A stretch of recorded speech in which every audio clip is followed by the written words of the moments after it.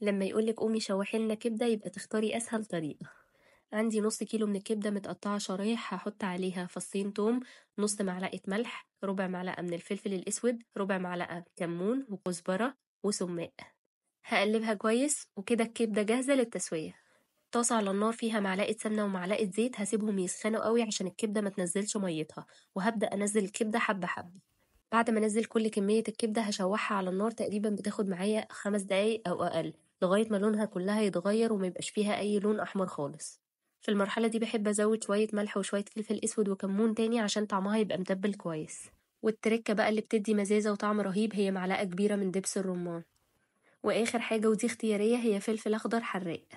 وبعد أقل من 10 دقايق الكبدة بقت جاهزة. هجيب بقى عيش بلدي وأحط فيه جرجير، وبحب أحط على الساندوتش في الآخر كده عصرة ليمون بيديها طعم رهيب. ودي أحلى طريقة باكل بيها الكبدة. ما تنسوش تعملوا لايك وشير وجربوها.